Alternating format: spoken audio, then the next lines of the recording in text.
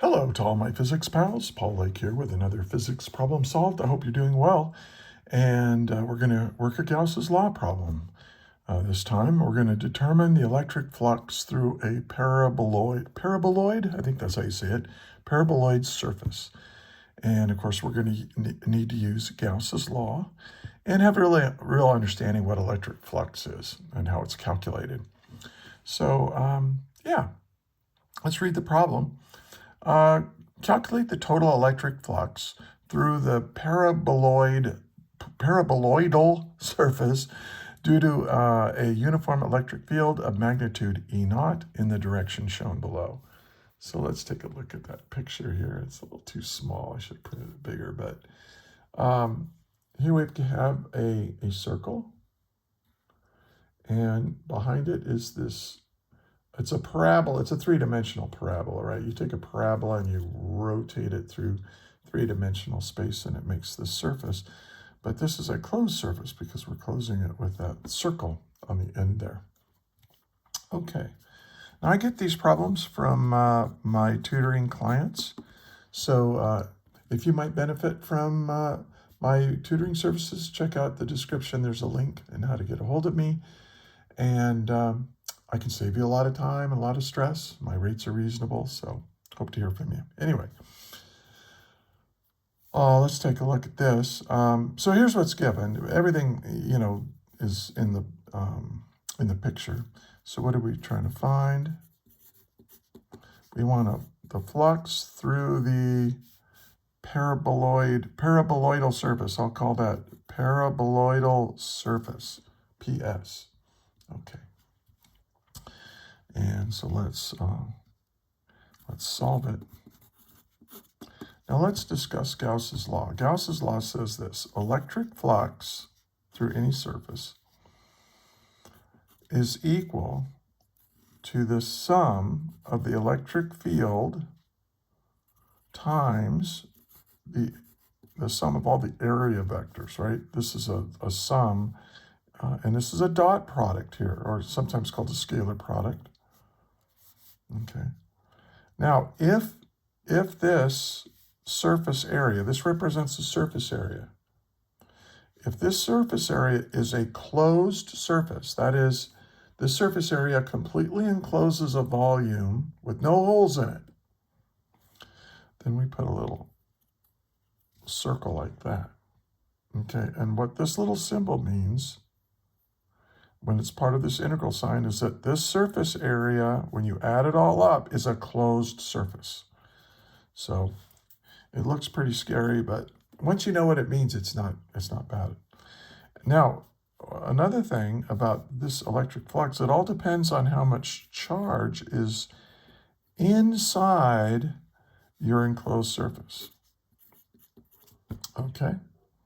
So this is Gauss's law. The total electric flux is equal to the dot product between the electric field and area vectors summed up for a closed surface. And this product here will be equal to the amount of charge inside your Gaussian surface, or inside your surface area, divided by this constant of nature, epsilon naught. Okay, so let's take a look at this closed surface. How much charge is inside there? Well, there isn't any charge inside there. So we can say the electric flux through this closed surface is equal to 0 divided by epsilon naught. So the total flux is equal to 0. Does that mean the answer is equal to 0? Is the flux through this paraboloidal shape 0? No. No. What this is the total electric flux through the closed surface. Now here's, I'm just going to review some stuff because I know that this is probably new to you. If you're watching this video, this is all kind of new. Remember that electric flux is really that kind of a measure, a quantitative way of figuring out how many electric field lines I should have, or not how many I actually draw, but how much there is.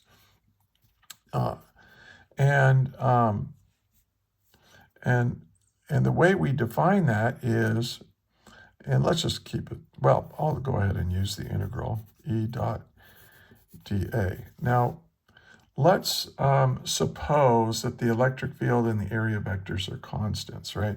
So let's have an electric field like this, very similar to the one that we have over here. And if I just have a surface area, oh, I'll have to use this. This is a business card. And if I take this business card and I tilt it like this, well, all the lines of flux are going through it, I guess here, but what about like this? I think you can see that there are no lines of flux through the area. And here there's just a couple, and then, you know, so that's what that dot product means. Because let's say I put an area in like this. Now that maybe this area, if I draw it in 3 dimensions, it would look something like, you know, like that. But let's just look at it in cross section. Okay.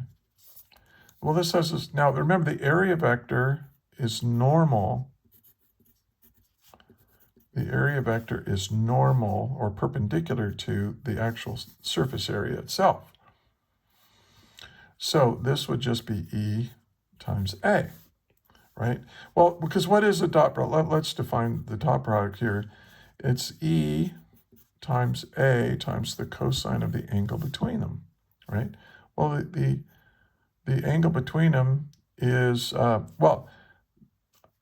angle between the area vector and the electric field vector is 0, right? Because they're both to the right. They're both in the same direction. So, so this is 0. This is E times A times the cosine of 0 degrees. And of course, that's 1, right? So it's just E times A. Now, what if I had an area where the area vector, I pointed it in the other direction? What if this was my area, but I say, hey, no, I'm going to make the area vector look like this? Well, now you have E dot A. That's the amount of electric flux through that area. This is how we define electric flux. Well, this is E times A times the cosine of the angle between them. But notice that the electric flux is to the right, but the area vector is to the left. So that's 180 degrees.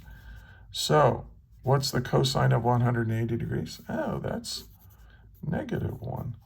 So while this one is E times A, this is negative E times A, negative flux. Well, kind of what we do when we have a closed surface, and again, I'm just going to draw this in cross section, right? This extends in 3-dimensional space, but hard to do that on a sheet of paper. So here's let's put a closed surface in there. So this might be a cube that I immerse in this thing. Well, notice that through here, the area vectors look like this for this cube. They have one up and down, but so I think you can see that through this surface, I have E times A, that's kind of like this one, and over here it's negative E times A. Now what about these? Well, if it's E times A times the cosine, well, what's the angle between the electric field and the area vector? Oh, it's 90 degrees. And what's the cosine of 90 degrees? That's 0. So, and you can see it too. You can see it. Look, there are no electric field lines going through this area. You know, if I make it an area, it would look like kind of like a cube like that, right? Well, there's no flux going through this area. 0. Now, and I think also you can see, hey, look, if I add, oh, this is 0 also. I'll put flux equals 0. This is the amount of flux, and this is the amount of flux. Well, what if I add up all the flux? What if I say, what is the total flux through here? Well, I'd have the total flux through this area, the net flux, you can call it the net flux if you want, negative EA plus EA, right? This is 0. This is 0, yeah.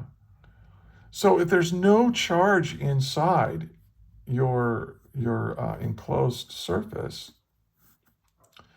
which we often call a Gaussian surface, if there's no net charge in there, the net flux is 0. Yeah, you have flux coming out of it, but you also have flux coming into it, and the amount of flux coming in is equal to the amount of flux coming out. So the net flux is 0.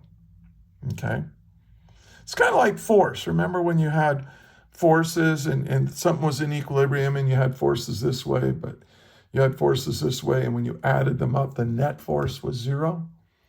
Okay, that's I mean, flux is a scalar, but you have negative flux and you have positive flux, and when you add them together, in this case, you get 0. Now, if there was some charge inside there, you would have a net flux.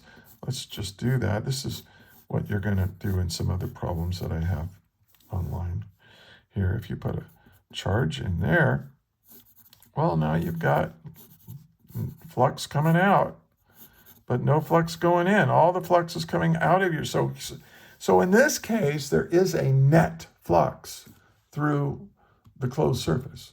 But that's only if there's charge. This is Q in. This is the Q inside for Gauss's law. So all of that is just to say, hey, the net flux through here is 0. But I have two surfaces. So here's this. Let's kind of redraw this paraboloid here. And so here's my electric field. Like that. Now notice that I have this surface area here and this nice bullet-shaped thing. And, well, this area looks like this, doesn't it? There's my area vector. And what is that area? Oh, that's pi r squared, right? It said in here that has that's kind of hard to see. Let me blow that up. And see, that has a radius of r. So this has an area of pi r squared. And we know what this flux is, right? This is E naught. So here's what I'm going to do. I'm going to take this. I'm going to say, hey, this total flux is equal to 0. So this is the total flux. We know that's equal to 0. But that's going to be equal to the flux coming in plus the flux coming out. And notice that the flux coming in is going through this surface area. Let's look at a line of flux here. It goes in through here, but then it continues on, and then it comes out like this. Now, there is a little difference here, right? If you look at a little area element, that area element has this is my little dA, and this is E. And so you could say, oh, well, the flux out here is equal to E dot dA, right? And you might say, oh, I don't know how to do this. This is a crazy integral, right? This is the amount of flux coming out.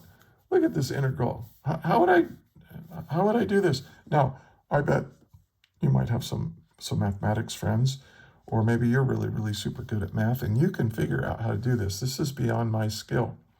But here's what I know. The flux coming in, so the flux coming out, I mean, that's what I really want, because all the flux that's coming out is coming out of this parabolic shape. It has to be equal, right? It has to be equal to the negative of the flux coming in. Well, let's look at the flux going in. Oh, this is easy.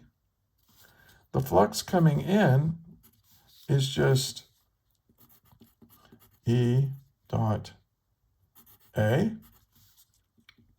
Well, what is this? Negative, and then we have E, and E is E naught. And then A is pi r squared. And then you have to remember that this is the cosine of the angle between the electric field vector and the area vector. Well, look, what the electric field vector, as it comes through this surface, is going to the right, but the area vector is going to the left. And remember, the area vectors, if you have a closed surface, this is really key now. If you have a closed surface, the area vector always points normal to and out of the closed surface. So here we have a bunch of little DAs, right? This one is going straight forward. Looks like a little, I don't know, porcupine or something. But all the little area vectors are pointed, but when you sum them all up, you get this. But anyway, getting back to this, this is a 180 degrees, right? The electric field is to the right, the area is, and what's the cosine of 180 degrees? Well, that's -1. So this -1 cancels the negative here, and I get my answer. E naught times pi times r squared. And that is how much flux is coming out of the paraboloid, the paraboloidal shape, surface, whatever, right there. Okay, and that's our answer. There you go. There you go. Another physics problem solved. If you found this useful, please, it'd be cool to get a share, a like, maybe subscribe if you're a student. Share it with your teachers. And look in the description. There are links to Google Docs where I have lots of lectures and problems like this one. So if you found this useful, check that out. And I want to thank you for watching all the way to the end. I also want to thank you for being a physics student. You're a hero for studying physics. We need smart, hardworking people like you to study this stuff so we can keep this technologically based civilization going. You're absolutely doing a wonderful thing by studying physics. And also the universe is quite interesting, isn't it? I think so. Anyway, thanks again. And until the next video, may the net force be with you always. That is all.